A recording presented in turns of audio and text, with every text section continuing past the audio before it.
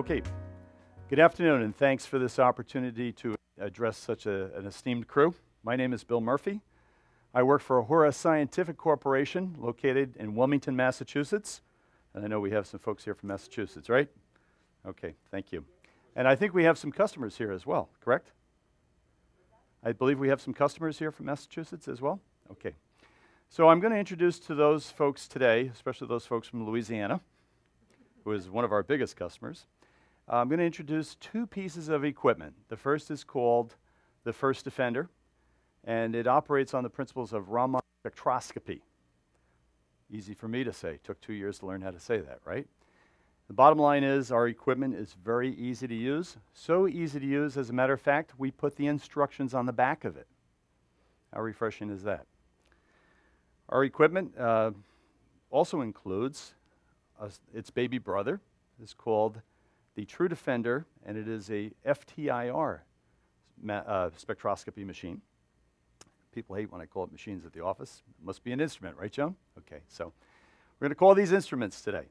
So the baby brother is a complementary tool to the machine that the instrument we'll start with first off. So easy to think of. This machine is, this piece of equipment, I'm going to say machine all the time. You know that's going to happen today. Is fully deconnable in bleach and water. Operates on a very common in this case, Mollicell battery that is available in any Walmart or camera store. And so Raman spectroscopy has been around since 1929, created by Dr. Raman. Not the noodle guy, but the scientist from India. And what we've been able to do is reduce this in a proper size so that it's deployable in the field. It weighs about 2 pounds. As I said, fully deconnable in bleach and water. But more importantly, it matches the military specification 810F. So it's been tested to 60 degrees Celsius on the plus side for use in the desert, and is used by our boys and girls in the military in Afghanistan and Iraq. Pretty good proving ground for the cops of America, wouldn't you say? So I can tell you that having been in Dubai last week, I'll be back in Dubai next week. When we're out working in the field, in the desert with blowing snow at 105, 110 degrees, our equipment works without a problem, okay? It's also safe down to 1 atmosphere. So it's fully deconnable in 15% bleach and water. And for those folks in Massachusetts, it's good to 30 degrees below 0 Celsius, okay? So you don't have to worry about it. But I suspect a lot of this will be used in the lab if you're using it in Massachusetts already. So it is a Class 2 Class 3B laser, and because of that, we have a secret safety code that we deploy for the machine. And basically, there's only 2 rules when we use this machine. Rule number 1 is thou shalt never stick the First Defender in thy eye, because in the kingdom of the blind, the man with one eye is king, okay? So we want to make sure that nobody takes their eye out. The second rule, and the machine reminds us of that when we put in our secret code, is that we should never use this on black gunpowder. In fact, anything dark, because what happens is laser light, for the most part, has no heat to it, except when it points to something black or dark. And like you and I, on a warm summer Florida day, if we stand outside in a black suit, what happens? We overheat.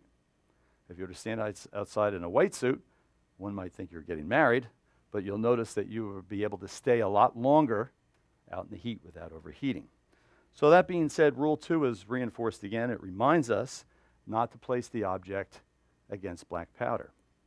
So the question always arises, how much maintenance does your machine need? The machine requires no maintenance. In fact, we use a bump test. We'll use a clear piece of polystyrene rod. We'll be able to place it inside the machine. And what I'm going to do here is go to Mr. Operation Unite, ask you to hit that button twice. Raise your right hand. He's a certified user. That's how easy this equipment is to be able to use, okay? So by pressing that button twice, we've activated the laser inside the compartment, and it's going to look and see if the machine, in fact, is calibrated. And you'll see how quickly, less than 30 seconds, the machine has taken a snapshot of this material and is now going to compare the results of the unknown to the results in the library or the database to a known library of 7,624 compounds or chemicals. And you'll notice it comes back and it says green screen polystyrene. Well, that's exactly what I put in there, was a clear piece of polystyrene slug. That is what we call our bump test. Now I could look at the science behind that, and I could look at what I call the squiggly lines. So much like our fingerprints, you and I have separate fingerprints, don't we? And everyone in this room has a separate fingerprint. The same is true for chemicals.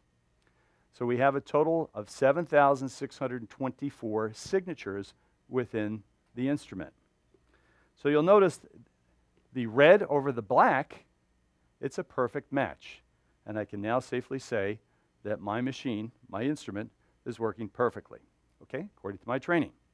What we will do at the end of today's presentation, we will then do, Your Honor, if it please the court, another test to prove that the machine was working perfectly when we culminated our test this afternoon.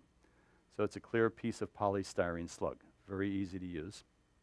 That being said, we're now ready to begin our analysis. Now, the first offender provides two methods of testing. The one is what we call the point and shoot method, and I'll display that now, where I'm going to be able to shoot through here a monochromatic light, single color light, red in color, that's going to look at the contents inside this bottle. Keeping in mind that the laser will pass through anything that is translucent or transparent.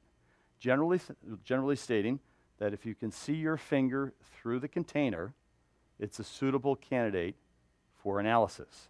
Now that includes number 10 envelopes, white envelopes, includes pieces of parchment paper where commonly narcotics are stored or sold through. So we'll take the sample now. We'll line this up. Same thing, I hit the button twice. And now what we'll do is we'll take an analysis of what's inside this bottle. And again, depending on the characteristics of the chemical, it can take anywhere from 30 seconds to 4 minutes. What we'll do is we'll run this out. And you'll notice that there's no heat generated for my hand. There's no danger to my hand. But certainly the safety distance will be about 14 inches from my eyes. So keeping in mind that you're far enough away from me, not an issue, okay? And it's like a flashlight. The light diffuses over space. So we're done with the test, and along comes the answer. Again, we're doing a fingerprint match. Think of this as APHIS for chemicals, and we'll get the answer forthcoming. Okay, you'll notice here we have a green screen, and the green screen, when it comes up, has two answers. The first answer is mosquito repellent. So what happens here is we have an answer that was mixed or matched with the common names or common household database of items that are commonly used in the house, mosquito repellent, and it also says NN3-dimethylmethabenzamine, which is DEET, right? Real easy to use, easy for you to say. But I'm not as smart as you, so what I need to do is I'll use the mouse here to scroll down to the MM3-dimethyldimethyl, okay? And what I'll do is I'll ask the machine for more information. And behind here is a compendium of NIOSH and Cameo chemicals, and what we have is a complete understanding for you of what this chemical is. And included in there is the CAS number, which is the keys to the kingdom, the UN number, the formula, and then we have the principal ranking, the principal hazard, and of course we have the physical description, and then we have the chemical profile known for this chemical. So just about everything that you need to know about the handling of this, as well as the safety of handling this material, is included in the compendium. And what we do is we upgrade our library, we upgrade the compendium of chemicals. So within the library, as I said, there's 7,624 items, and out of those include 55 narcotics, some 594 pharmaceutical agents, which are pure, and of course we have all of the explosives and ticks and TIMs and those things that you guys worry about that are traveling down I-95 or across I-40 or I-10 in your respective states, right? Okay. So we have the complete handling instructions, first aid guide, gear guide, PPE guide, and of course the important things, the upper and lower explosive limits, flash points, and the like. So for each one of these chemicals, there is a compendium behind here. So what happens now if we have a mixture of things? Mixture is really, really quite different, isn't it? Because in the mixture analysis world, and in the world that we live in and work in, there's nothing that you ever find in a meth lab that is pure, right? We all agree on that? And there's nothing that we ever find at the scene of an accident of a tractor trailer in a car that's ever pure, because it all crashes together. So what we allow for is for mixture analysis. So the secret sauce, or as they say on today, Cinco de Mayo, the salsa secreto, the secret sauce, secret salsa, is the ability to be able to dissect from a spectrum a number of chemicals from that spectrum. And that is a science called chemometrics. And the leading chemometricians that work at Uhura are on the cutting edge of a lot of science. So I'll talk about Dr. Chris Brown and some of his work. So what I like to do is talk about the regressive operator characteristics curve, which is the whole function behind this machine. So I've now said that we give you the ability to look at mixture analysis. Well, how do I know? Well, the machine does that automatically. And what we've done with the regressive operator characteristics curve is we can take trained individuals who are PhD chemists and an 18-year-old high school senior who's barely made it through high school chemistry, give them the same amount of testing with the machine, or I should say training with the machine, for about a half an hour, teach them how to use it, then give them 50 samples. Separate them out, put them in 2 rooms, and an hour later have them come back and compare the answers of PhD sampling and testing to that of the high school student. What do you think the difference is? There is no statistical difference in the answers that were gained. The computer, onboard computer within the first defender, and we'll talk about the true defender in a second, operate in the same fashion. They give you the answer. There is very little operator expertise needed. In fact, there is none. I made you a certified user a minute ago, okay? All you need to do is follow the instructions. That becomes extremely important when we're dealing with street police officers and we're dealing with soldiers out in the field, because they're not chemists. We don't expect anybody to be chemists. We don't want people making tactical street decisions, whether it be for narcotics or hazardous materials or explosives, based on what I call squiggly lines. We want to give the people who need to use our equipment the right answer. So we provide the green screen, which is what I call the take it to the bank screen. It's a 100% match. We provide the blue screen, which is the mixture screen, and then we provide the 911 screen. That's the red screen. And we provide 24/7 spectral support from a PhD chemist around the world. So when we answer the phone at 2 o'clock in the morning, it's by somebody in Massachusetts who speaks English, who has a great grasp of our machine and our instrument and knows the ins and outs. It's manufactured in Wilmington, 100% made by us, even the polymers and the rubbers and everything else. We have our own machine shop, we grow our own wafers, we do it all. There's no fingers to point. So when you pick up the phone at 2 o'clock in the morning and ask for help, you're getting expert help. Now, we talk about what happens. We have the ability, and I don't want to get too deep into it, but we have the ability when we open up the back of the machine to drop in a compact flash card here, be able to download the unknown spectrum and send it to us 24 hours a day. What we do is when we get that spectrum, it's in an uneditable JPEG fashion. It also provides me the information concerning this machine. Serial number, whether or not it's passed its laser safety tests, whether it's passed its laser efficiency tests, what the battery power is. So there's never a reason for us to razz into this machine to look for the data. I have it already when you send me your help call in the middle of the night. Okay, so no reason for us to touch your network, no reason for you to touch our network. Then we will make an analysis of this, normally within the hour, to give you a response back. And I'll take you to a very quick story that occurred in Toronto at Pearson Airport, where we had a guy who was on the no-fly list, came in out of Islamabad, Pakistan, came into Toronto, Friday night at 2 o'clock in the morning. And of course, the customs officers from Customs Border Service noticed that he had 10 glass tubes with cork stoppers within his bag. What happens then, what do you think happens? You're a customs officer. You have to open that glass, don't you? Okay? The result was that 10 officers, 10 Customs and Border Control officers from Canada end up going to the hospital with asphyxiation, and the bad guy goes with them because he's sick too. Not a good thing, right? Okay, we all have that tendency to want to sniff and look and touch, right? Not a good thing when you have a glass tube, because if you have a machine like this, you can alleviate all of that, okay? What happens is next is they go to the hospital, they're all sick. The fire department and the hazmat team shows up and they take a test. And the test comes back with a beautiful spectrum and it says no match found. Well, the nice thing about our equipment is you can rule out 7,624 chemicals.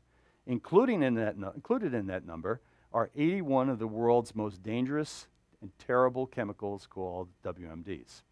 Sarin, cyclosarin, VX, Tabin, and a whole bunch of other characters that'll kill you and take your eyeballs out.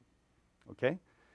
Within 21 minutes, Dr. Bob Green was able to identify the substance, as a DDT that has not been seen in North America since 1958.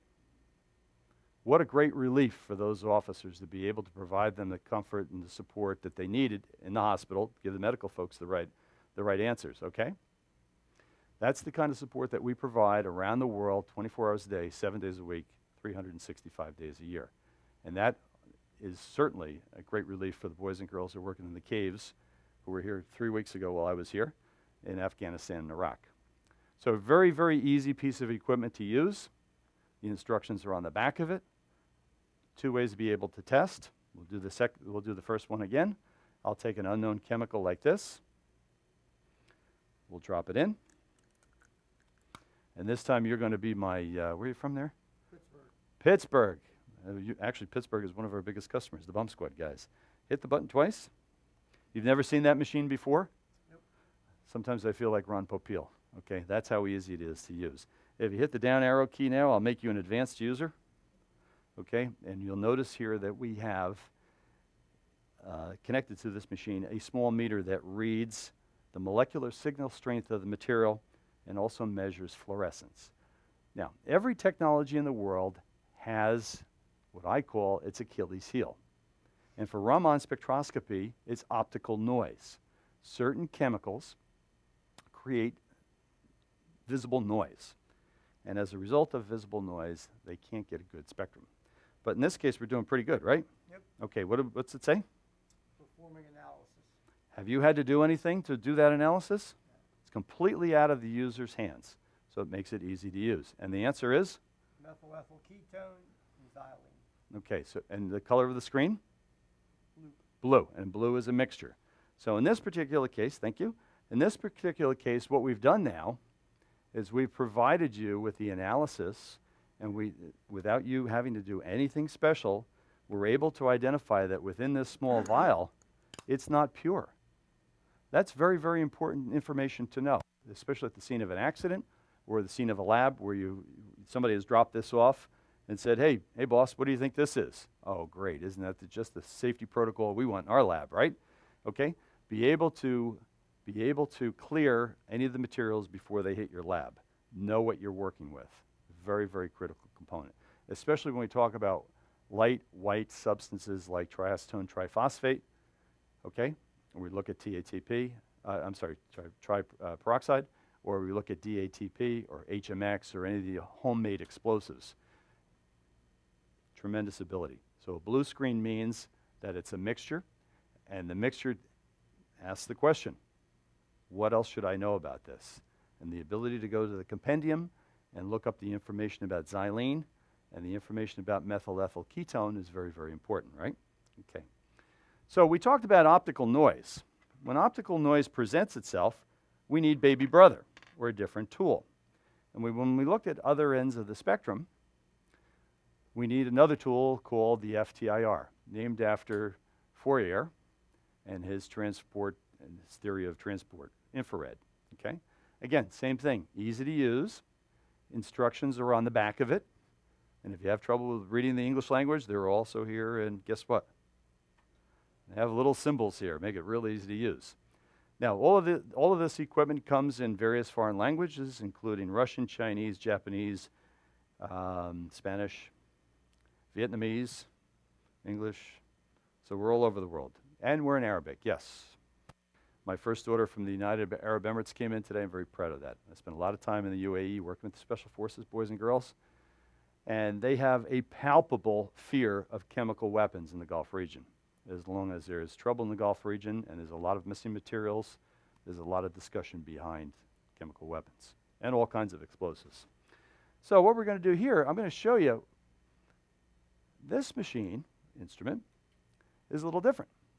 It operates on 123 lithium disposable battery, or it operates on a rechargeable cell phone battery. And the ability here is about 4 hours using the battery and about 3 hours with the disposable batteries. It takes no special device to change the battery holder because it'll do either or. Now this machine instrument looks, oddly enough, little brother, just like the other one. When you see the screen come up, it'll have the same identical look and feel, making it very, very easy to use. Okay? Once you learn how to do one, you'll learn the other. Very easy to do. Okay. So it has a little microcomputer on board. We're going to allow it to boot up. Fundamental difference here, very easy, very important to understand, is that the FTIR will not look through a bottle, a baggie, or a piece of glass. And the reason is because it has a small sampling tip on the head. It's about 1 micron deep that must make contact with the material. Now, the exciting part of this machine is that it does not have the same issues of fluorescence that the Raman unit has. However, it has great limitations in that it does not look through baggies and you have to touch the sample. Well, in my world, I like where I don't have to touch things because I want to keep the genie in the bottle. It has a great tactical advantage, doesn't it? Okay? But here, what it's asked me to do is now touch the top of this. So the question's asked, how do I know the top is clear or clean? Which is always an issue. Well, we're going to ask the machine to test my integrity. And you're going to see here, I'm going to hit the button. And the first question it says, am I clean? Please make sure that my tip is clean. And I'm sure it is because I've just cleaned it. And it's going to go through a general background process that takes about a minute. And when we look, it's zeroing out the platform for carbon dioxide from my breath, for anything that's in the ambient air. And so what we're going to do, we start out with a clean slate. And you'll notice here that it takes about 30 seconds. Once the machine has verified that it is clear and ready to go, it will give us a screen that will tell us that, and it'll say, we're ready. And notice with the Raman unit, I didn't have to do any cleaning between tests. I didn't have to do any sample preparation. Here it gets a little more tricky, and we'll show you why. It's not, when I say tricky, it's a matter of technique that we train. And again, same issues here. If you understand one technology, very easy to use the other. So you'll notice here it says position unit. We're ready to test. Well, the unit's pretty sharp. It's designed to be turned upside down. And when I hit the button here, it turns the whole machine upside down. See that? Okay, so what we're going to do here is I'm going to take some material, and I'm going to put it on top of the Formica here.